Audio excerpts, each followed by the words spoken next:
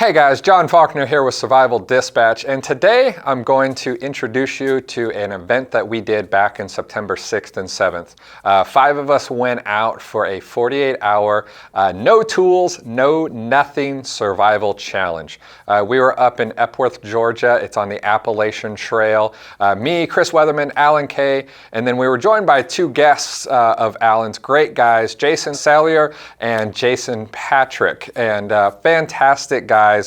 Super squared away and funny guys to be around with. And I'll tell you guys, you know, we had a fantastic time doing this. It was difficult from time to time, but it was pretty much 48 hours with absolutely nothing but the clothes that we had on us, with the stipulation that we could not use our clothes as tools also. So, you know, there wasn't, you know, cutting shirts and making char cloth or anything like that. But within the 48 hours, we were able to build a shelter large enough for 5 guys, get a fire started with nothing but what we found you know, in the woods, get water. We were able to find a small little spring that we were able to get enough water for the 5 of us through. And then we did things like, you know, we made a bowl out of some white pine bark, so we were able to transport water, which you'll start to see as a very big thing. Without having tools, you know, a lot of phrases were said like, hey, can you pass me the good rock? You know, hold on, let me make a little bit more cordage for you. So we really started to find, you know, how just small, you know, little tools, man, if we just had one knife within our campsite, how much easier it would have been. But how you can get things done like boiling water, we were able to get that done with no tools on hand at all. So we're going to have a couple part series here. We really hope you enjoy it, and you know, come along for the ride and see how we got through 48 hours with no tools.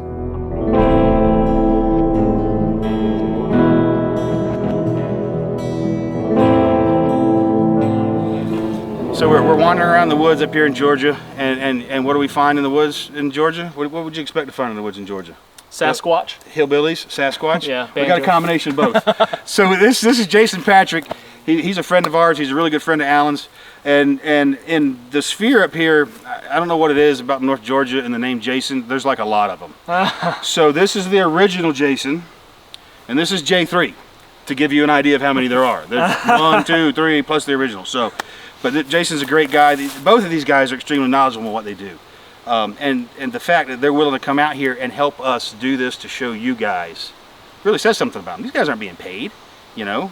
I don't think any of us are being paid. I'm not. You're not? I'm not. I don't get paid for any of this. But, you know, these guys come out, volunteer time. But this is what they do, too. You guys, you know, the stuff you've built down there with this cool sawmill and stuff, you guys are never going to see because we're not going to show you. But they do some amazing things up here, and these guys live in these woods. I'm a flatland guy. This vertical round thing, Steve. Yeah, it's different for me. But man, thanks for both of you guys. Thanks for coming out. You're welcome. Especially yeah, you. No problem. Thanks for having me. Picking me up when I rolled down a hill earlier. You guys missed an epic shot. I wish we would have got that. I wish it would have been on video. There was a yard sale down the hill, dude. It was so funny. But anyway. I just want to introduce these guys because, you know, Jason here and J3, I want to make sure you guys knew who they were, because you guys will be able to check this YouTube out too. And there's going to be a bunch of videos. This will be all chopped up. There's a lot of content coming for you guys, and this is what we do for y'all. So when folks are out in the woods in a survival situation, or even if you're just out practicing your bushcraft skills, your survival skills and stuff, everyone gets caught up in the sexiness of building traps and doing all this crazy stuff to gather food. That's a lot of calories, it's a lot of effort, it's also a lot of frustration. If you're setting traps for your food, you're going to walk up on a lot of empty traps, and that's demoralizing to you, especially when you're super hungry. But there's a lot of stuff in the woods you can eat that all you got to do is bend over and pick up, like acorns, like this one right here, this guy. These are easy, simple calories. Now, I know a lot of you are going to be like, oh my God, you can't eat those things. Well, there actually is a way. There's several ways you can eat these things. And we'll show you later how we're going to do these tonight. We are not going to soak these. We are not going to boil these. We're going to use what Jason Patrick just told me about, which I had never heard of, is the old original Cherokee method of eating acorns, which is we are going to parch these in a fire. That one's no good.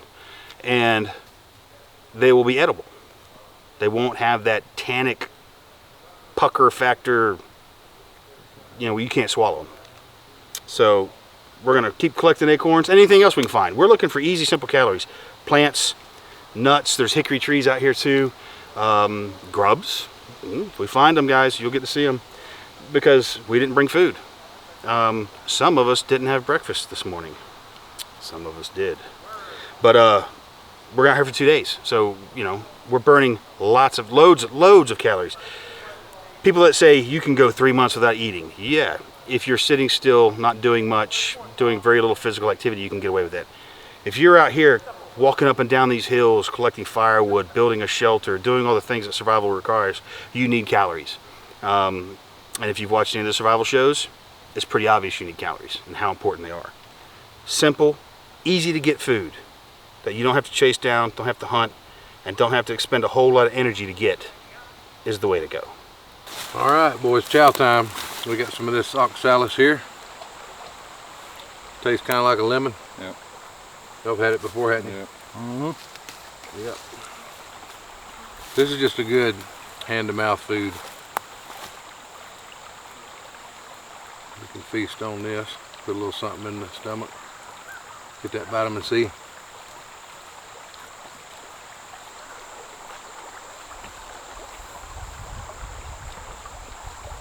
By our modern standards, people think in terms of like starchy, everything's been sweetened to death, but you'd be surprised how satisfying just a few handfuls of something like that can be.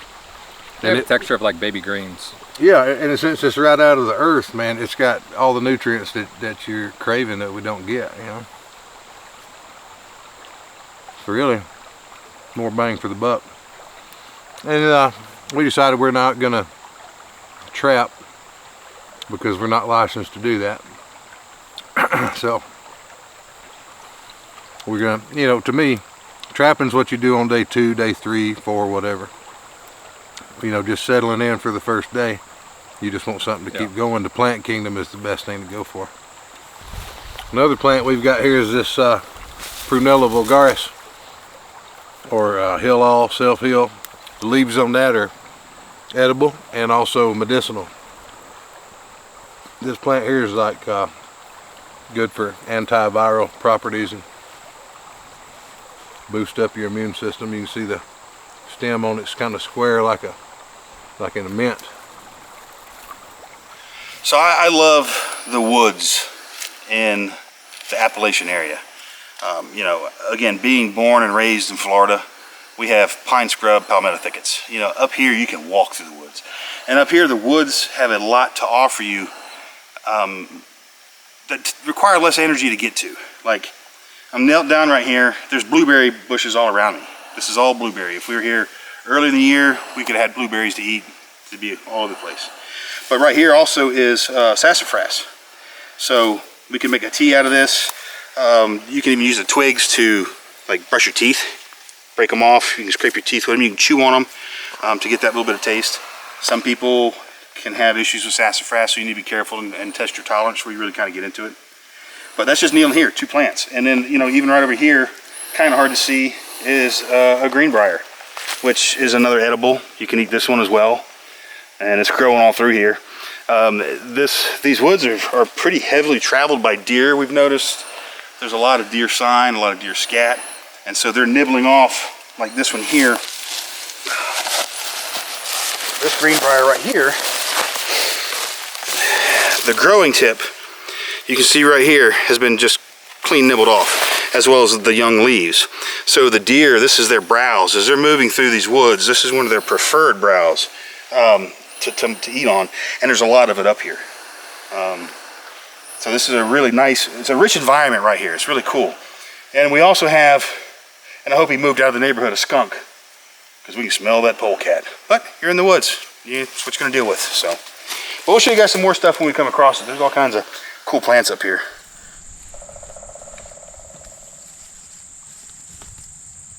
Yep, we walked into a good area here. We've got plantain, we've got strawberry leaves, which the strawberries have already come and gone, but they're still edible. You can use them in teas.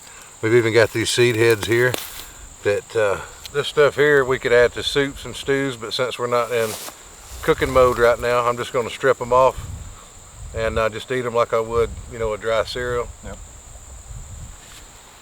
So that red clover right there, those heads, they taste like a raw green bean. So there are not many of them, but we'll snack as we go. That's good. It's got a good fresh flavor to it. So I'm just going to have a few of those. We're just grazing, you know, this is what the animals do. Go out and put a little something in our stomach. We'll hydrate. We got a shelter. We got a fire. We got a water source. We're getting there. I mean, water, shelter, fire, food. We've already accomplished all those things. Yeah. So this plant here is called a sweet birch. And if you had smell-o-vision, I'd let you try it, but you don't. Smells fantastic. What I like to do with this one, if you've been a day or two without brushing your teeth, is you can kind of use it as a toothpick, and it's kind of got maybe like a menthol-y kind of flavor to it, and it does kind of freshen your breath up a little bit. And, you know, we were talking about plants. We mentioned sassafras earlier, and this is a kind of an easy plant to recognize. You know, the leaves, obviously, they look kind of like a baseball mitt. You know, sometimes you'll see them with just one lobe coming off of a leaf, and they look like a catcher's mitt. But this three-lobed plant is pretty easy indication of sassafras. The tea is made generally from the roots, and so is the sassafras drinks. That's how they're made, is from the roots. But they have a great aroma. They're very aromatic, and they're nice to, like I said earlier, to chew on, even to throw into your bedding too when you're doing the bedding for your shelter, just to add the aromatic in there. And a lot of insects don't care for aromatic plants, so it's something to consider when you're doing bedding. It's a way to keep the creepy crawlies out of it. So, but that's another little shot of sassafras we want to show you, because this is a nice example of it. Even though it's a little chewed up by something, it's still a good example. So we've got an apple tree here that was probably planted at least half a century ago, and it's been seriously deprived of any pruning attention. So it's just gone kind of wild. The apples are small on it, but they're still really good, and we're not the only ones that like apples. You can see here, there's been a black bear in the area that's really dug into this tree, climbed up in it, shook it a little bit, dropped him some apples off, and had himself a meal. All the bear scat that you find around this area, you'll find the peelings and seeds of apples in it. It's pretty cool thing to see. So we're gonna eat some apples as well.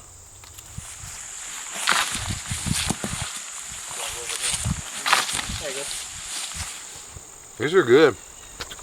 But you know, even just a handful of those greens after we ate many handfuls of that, I was satisfied, but this is just even better. Well, grab a green here and there, bite an apple. It's fantastic. What we're gathering here is horse mint. It puts off a really strong odor when you crush the leaves. And I had some old timers tell me if you'll put this around your bedding area, it'll help keep the bugs off and also deters snakes from wanting to come up and cuddle with you to get warm. So we're going to crush some of these up and incorporate them into the mattress. So we found another trail side nibble. This is called sourwood. And the young leaves taste like, kind of like a sour apple and a lemon mixed together. Give or take. But pretty good. Pretty good.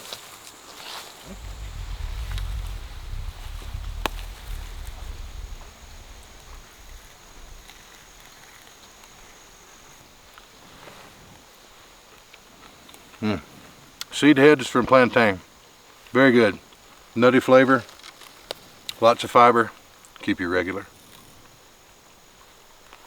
Never pass them up. But don't take them all though, because you want the plant to propagate. Yeah, we basically reverted to a herd of deer. We're doing exactly what they were doing just an hour ago in the same place.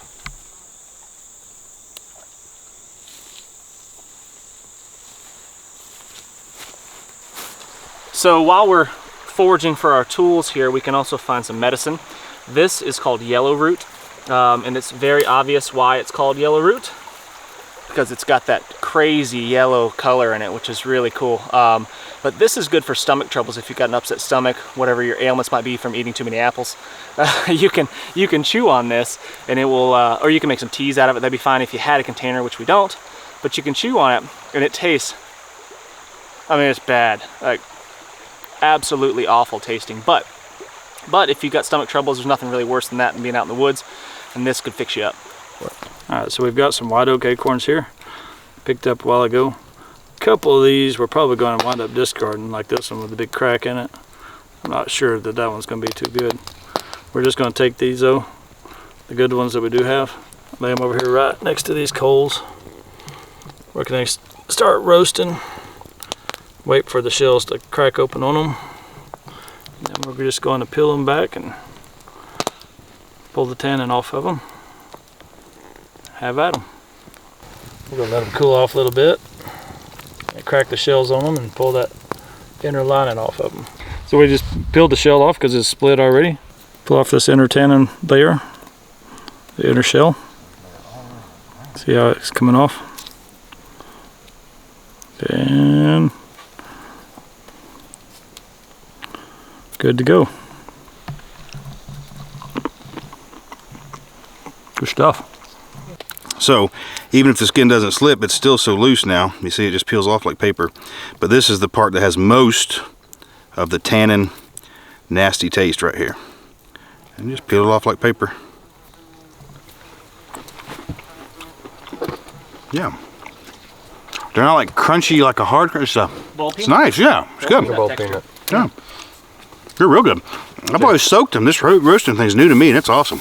That's good. Oh, thank you. Jason, did you wash your hands before preparing my meal? I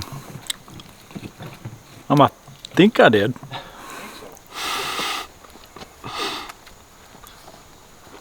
Tastes kind of like a boiled peanut,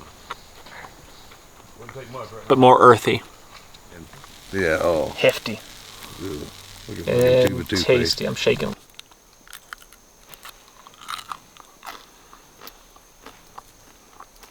It's kind of like a bacony dirt. Bacony dirt. Not bad. So I'm trying out the Wapato. I've never eaten it before. I've known the plant for a while, but never actually tried it out. Tastes kind of like potato. It's got a little bit of a... What is it? A little bit of a... kind of a soury kind of flavor to it. But the texture is exactly like a potato. I don't know if you can see. I mean, it looks like a potato. And that's after I skinned it off. Roasted it by the fire. It could probably go a little bit longer by the fire and get a little softer. Still kind of crunchy in the middle like a potato. But edible and tastes good.